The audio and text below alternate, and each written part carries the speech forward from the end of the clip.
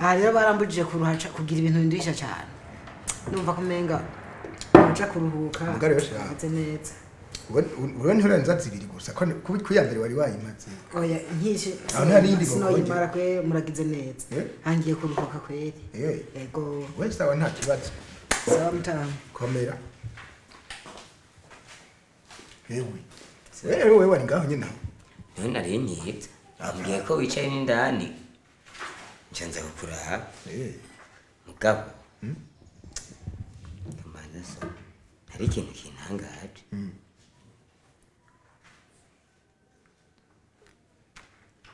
we nawe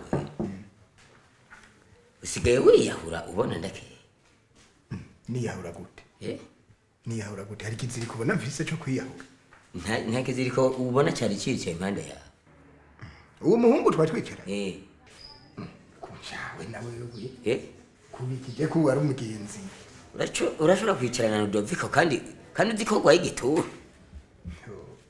yasha ubwo bujuju bwawe none umuntu agwaye rero igituntu ni ngombwa rero umwigirwa inyuma inazira kumwinu none ntozi nge ko ugwaye igituntu aguhemeye ku gice gigufata yumbiza ndakubwiye kuba gwaye igituntu je numva taco bitwaye none ko yagiye kwa muganga kandi kwa muganga bamupimye bagasanga arakigwaye ubu naho akaba yibereye ku miti kandi umuntu iyo amaze kuba agwaye igituntu akaja kwa muganga bakakimutora hama bakamuha imiti nuvuga ariko arayimira nta bagishoboye no kwanduza kirazira kwinuba umuntu ngo nuko agwaye igituntu kuko iyo amaze kuja kwa muganga nta ngorane biba biteye kandi umwinuvye naho uri kurakora amakosa uri gukora ibitari byo kirazira kumwinuba abo vyiza uramwiyegereza ukamuha impanuro ataraja kwa muganga ukamuha impanuro ko yogenda kwa muganga cyajewe nyamara uko bimbwiye n'ahandi ho je ntavyo nofune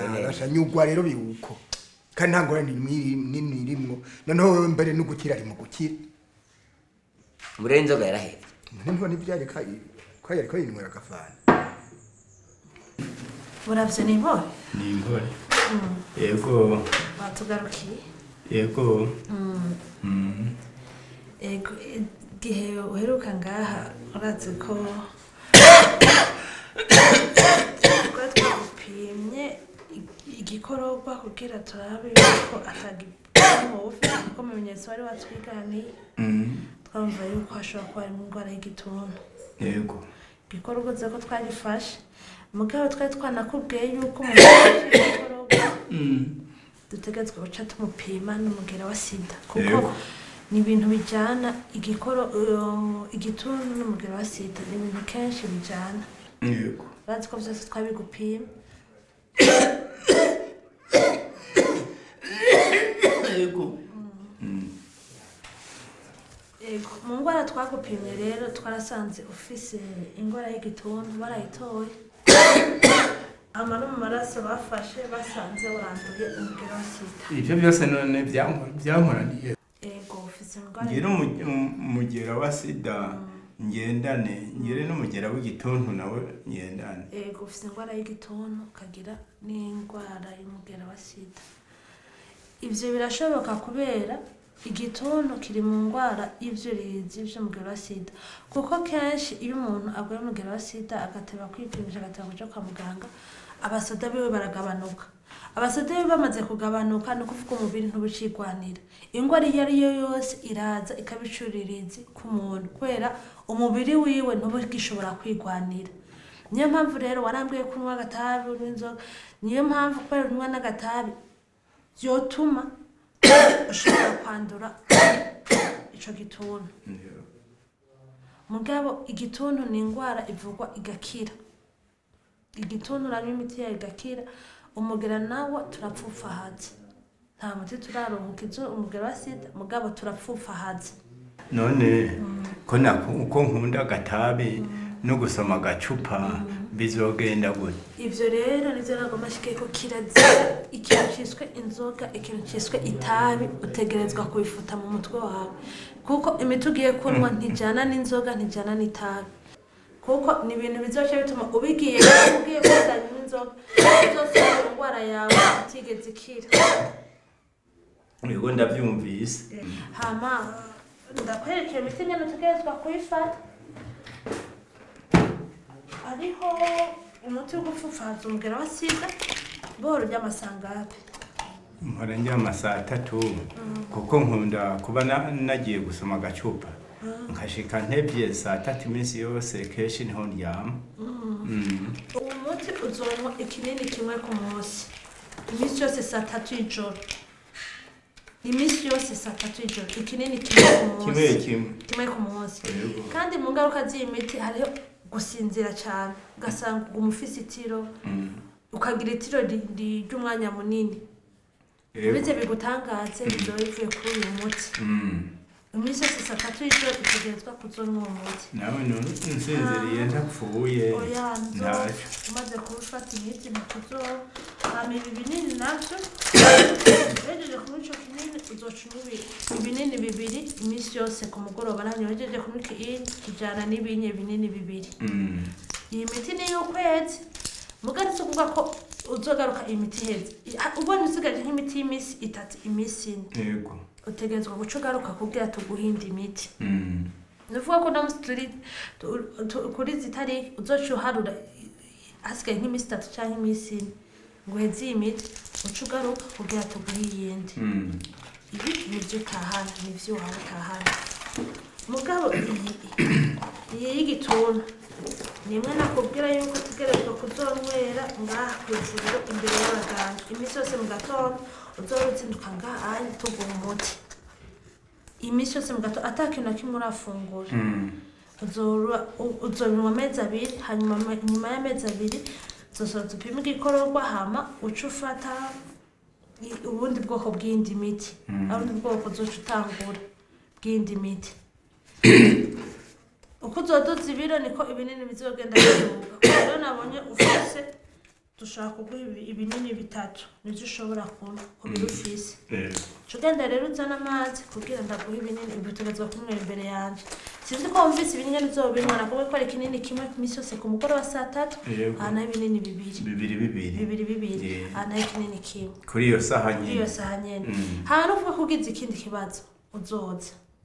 Kumvikanye ko inzoga uhagarika itabuhagarika ugafungura neza hama ugafata umwanya wo kuruhuka hama uzogere n'umukenyezi wawe nawe kugira acaze nawe yipimishe kugira nawe dusanze yaranduye aje ku miti. Oya nari nubatse umugore yarapfuye mbere hamaze gupfa babiri uwa mbere yaragiye n'uwa kabiri aragenda. Uyu ndamubona nabimenya akiriho ho twari kuza tuzananye niyo mpamvu naje ndi umwe. Rero uzoca ufashe wigisha abandi ngene uwo mugera wa sida wandurwa n'ingene bashobora kwikingira mu kibano uzoza urabigisha kungene bashobora kwikingira uwo mugera n'ukungene wandurwa. Rero uca uzana amazi rero kugira ndaguha imiti y'igituntu igahitana mugabo iyi niyo ndaguhera ngaha nyene. Yego aha rero baryango nshuti tugira amahoro tugira amahoro kwese ubumwe n'umutekano ngahi wacu nukuri ngaha murazi yuko ahora umuntu wiwanje yarashengeye Imana yaramuhamagaye. Nico gituma rero navuze ni ku munsi wo guca ku mazi muramuna simwirwa baryango gusa nabandi n'izindi nshuti zavuye ahandi banzaniye akabira baje kungarukirako. Uno munsi rero niwo munsi rero ndababwiye bisa nukubika ntihagira umuntu azosubira kuza kumurondera hano se hakiri. Hanyuma na jewe rero nukuri nari maze iminsi ngwaye icyo nkora sinzi umugenzi yampanuye kandi ndamukengurukira. Narirutse kwa muganga kwipimisha erega ntibyatevye baciye bantora umugera wa sida ubu ndawugendana hampande yaho barampima n'igituntu n'ubu rero ndi ku miti yacu ndiko ndayifata mbere bisa nuko ubu mfise agahengo ubu rero ico no bahanura baryango ntimumere nka jewe bampanura numva umuntu yumvise hari agasagarye acanyarukira kwa muganga yipimisha hagiri kare kera bavuga ngo sida ngo iva mu gisagara nongahi wacu iraza genda kwipimisha muganga azoguha impanuro azokubwira nyene ukwiye kubaho ninaco gituma kuri uru rubanza rero nashimye gutumira umuremesha kiyago ngo abe ngaha kamarana uru rubanza nkuko abivuze mwumvise ko yagiye kwa muganga bakamupima umugera wa sida bakongera bakanamupima baca basanga naho nyene arafise umugera w'igituntu izo ngwara zose zirafitaniye isano iryo sano naryo niriye urumva baguteye umugera wa sida ucurigita abasoda bo mu mubiri iwawe bikaca bitumiki haca haza ivyuririzi zizindi ngwara harimwo n'uwo mugera w'igituntu ni naco gituma rero twebwe dukwiye kwipimisha kugira tumenye amagara yacu kuntu ameze urabona uyu mutama ko yavuze ko yipimishije agasanga agwaye agenda n'umugera wa sida n'umugera w'igituntu baramutora ariko rero kubera yakurikije impanuro za muganga agafata imiti neza y'igituntu urabona ubu yarakize yarabaye umugabo